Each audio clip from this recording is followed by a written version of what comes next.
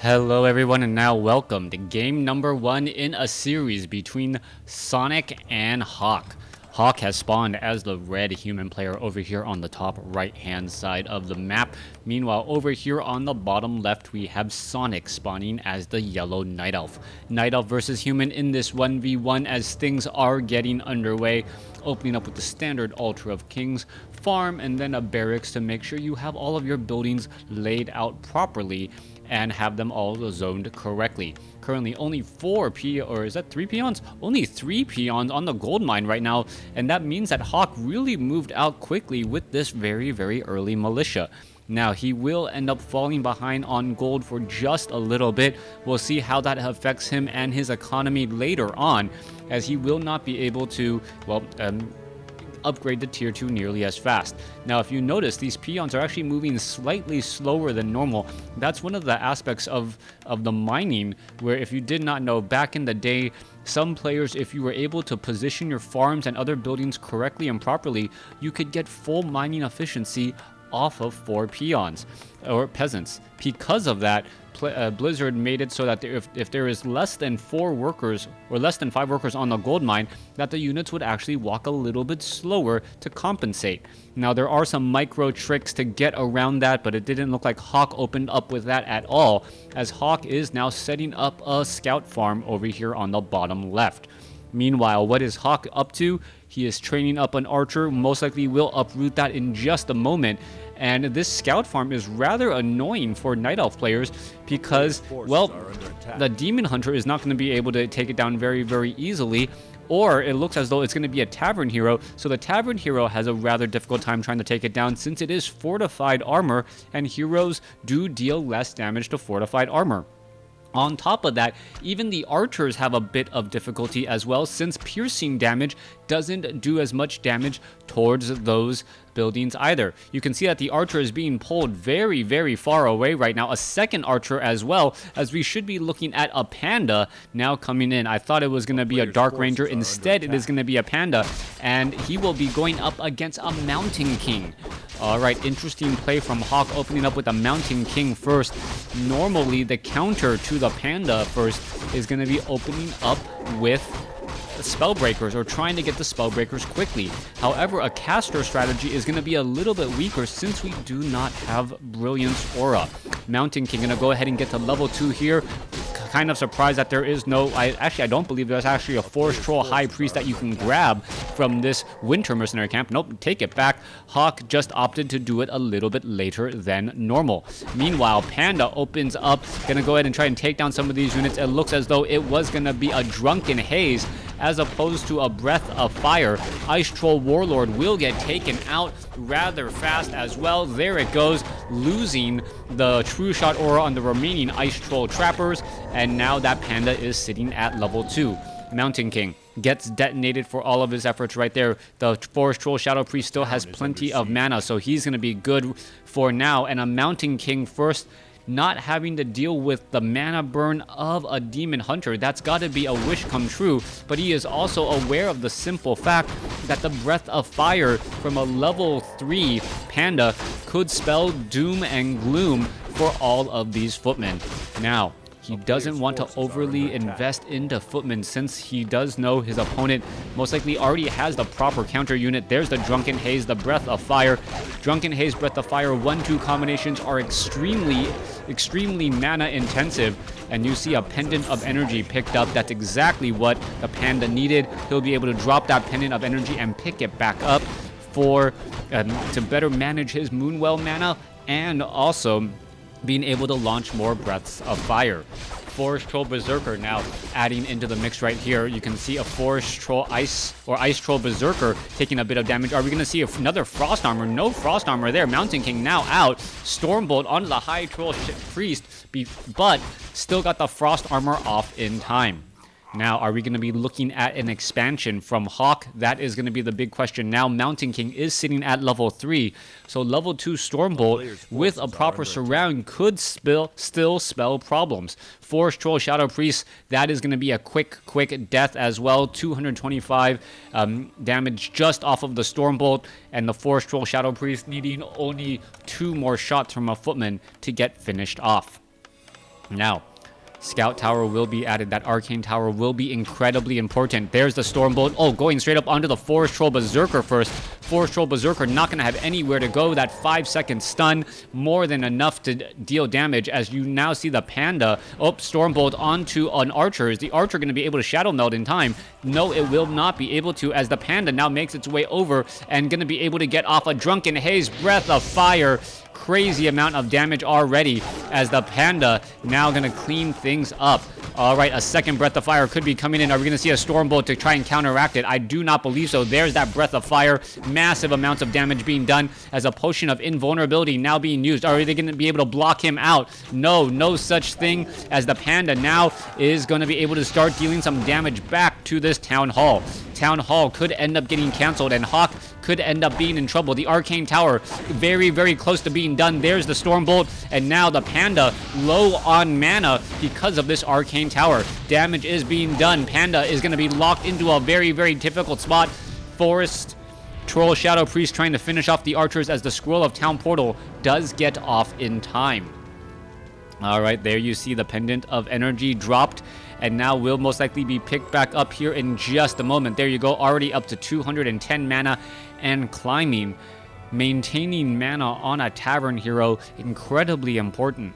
One of the reasons why Night Elf players are the ones to use Tavern Heroes the most is because of the mana management. Tavern Heroes generally require a bit more mana, and Moonwells, with their ability to replenish hit points and mana, allows that Panda to freely roam around a bit more. We are going to be looking at Footman here. Oh, Panda already sitting at level 3. Is he going to be able to back off? Yes, he will. You can see 117 hit points there, a little bit of damage, as the Panda has to be extremely careful. He does have a Staff of Teleportation in order to get out of sticky situations, but a well-timed Stormbolt will stop that Staff of Teleportation, as we see another Drunken Haze. Breath of Fire. The Pit Lord, however, needs to be stopped, as Hawk taking a little bit of damage right there. All right, more damage being had. Are we going to see a Breath of Fire? There's a Stormbolt. Breath of Fire could have gone down on all of those units. Are we going to see... nope, nothing right there. There's a Breath of Fire. There is the Pit Lord raining down fire and brimstone onto all of these buildings right here. One more shot would have done it, as we now see the Panda perhaps going to try and get a little bit more mana. Up to 70 mana. Could turn around Breath of Fire. However, gets a Stormbolt in the face. Could end up getting surrounded. Are we going to see the Breath of Fire? There goes another Footman there. Staff of Teleportation probably not in time, as the Panda gets taken down. Stormbolt onto the Pit Lord, and what looks like a very... Oh, wow. Somehow the Pit Lord able to escape a 7-unit almost surround, as the Archer is now going to be finishing off some more peasants. Pit Lord gets taken down, though, as the Mountain King sits strong at level 4. No mana. There goes another Archer there, as the Mountain King gonna perhaps try and chase after these units. Does have Boots of Speed, needs to get in a bash in order to finish off these units. Forest Troll, High Priest, or Shadow Priest now down to 152 hit points. Mountain King just hoping for a bash proc at this stage. Should be able to get it. There it goes, as we now see the Forest Troll High Priest getting taken down. No. A little bit of a break in the action there. Are the Footmen going to be able to catch up to the Shadow High Priest? Mountain King does not have enough mana for a Stormbolt. As you see, there goes that Forest Troll Shadow Priest there. All right, Mountain King heading back off. You can see Sonik in serious trouble. He does have Dryads now. The Breath of Fire has done a bit of damage, but losing both the Pit Lord and the Panda is going to set him back. He is purposely holding or using that Clarity Potion, not holding the Pendant of Energy. He's going to try to do that as long as he possibly can, knowing that the Panda needs its mana. Meanwhile, Hawk setting up another Arcane Tower. And this is one of those situations where Sonik knows that he doesn't want his opponent to set up an expansion, but he had to invest so much in stopping that expansion that he might as well let his opponent have it. He does sit at a level 3 Panda right now compared to a level 4 Mountain King, and the Pit Lord is going to be bringing up the rear, almost sitting at level 2. All right, finish off this, 3-3-1-1 creep, or 5-3-3-1-1 creep camp. Null Overseer going to get finished off here. Panda will most likely not get to level 4, but the Pit Lord will definitely get to level 2. back off to the north. Dryads trying to pick off some units. Will it be able to get away in time? Mountain King trying to speed things up. Dryad playing that distance game, throwing a spear, slow poison, and then backing off again. All right, there goes the Null Warden there. Panda still shy of level 4, as we mentioned. Pit Lord sitting at level 2 rather comfortably, as the Dryad still prancing around, trying to get away, knowing that that Mountain King is still rather fast. Maximum mana on that Mountain King now, as we're going to be looking at the Panda here. Are we going to have an engagement? No, there's a Stormbolt onto the Panda. Panda gonna however, get protected by the Pit Lord and the remaining units, as you see a bit of cleave damage coming across all of these units. Panda, is he going to Drunken Haze, Breath of Fire? Drunken Haze, oh, no Breath of Fire, and that could end up hurting, not being able to get the Breath of Fire off. There you go. Damage over time from those footmen, and there goes one footman. Are any more going to get taken down? No, they are not, but Hawk going to be losing a very important Forest Troll Berserker. All right, units now back off to the north. Is the Pit Lord perhaps going to get some Breath of Fires down as well? There's another Stormbolt onto the Panda. Panda now sitting at level 4 though, as the Pit Lord could try and rain a fire onto all of this right here and try and, well, finish things up. All right, there's the Breath of Fire. There it goes. 3 shots from the Arcane Tower. Panda now down to 219 mana, as the Pit Lord back off to the north, unable to really offer any protection. All right, there is another bash right there. Dryad having a very, very bad day. Will it be able to get away in time? Drunken Haze, Breath of Fire, another footman. Oh, Mud Golem. Very, very strong micro control there, finishing it off as the Panda gets stabbed of preservation back home. Pit Lord now opting to pull back here. Mountain King trying to chase. Are we going to see some more Dryad slow poison onto that Mountain King in order to slow things up? No, the Mountain King decides to break the chase here, as we still see some archers and Dryads down at this 3 o'clock location. It looks as though Hawk is going to be able to set up this expansion without much effort. Mountain King now going to be getting up to level 5 after this Ogre Magi creep camp, or should be just on the precipice of it. Let's take a look. It is going to be a Ring of Protection +3. Actually, no, not going to get to level 5, and may end up losing some more units. Mountain King still sitting at 4 here. There is just 2 level creeps left, as we now see the Dryads trying to push forward. This is not looking good for Sonic. He cannot attempt to try and take down this guard tower collection with the Arcane Tower with just Dryads and a Panda. That's not going to work out in the long run, as the units now head off to the north. No bears, no rejuvenation, and that could potentially be a problem. Mountain King still sitting at level 4, rather low on mana, needs a clarity potion, as the units now making their way back off to the north. All right, we are sitting at keep. All right, Breath of Fire goes across. You can see the Arcane Tower did take a little bit of damage there.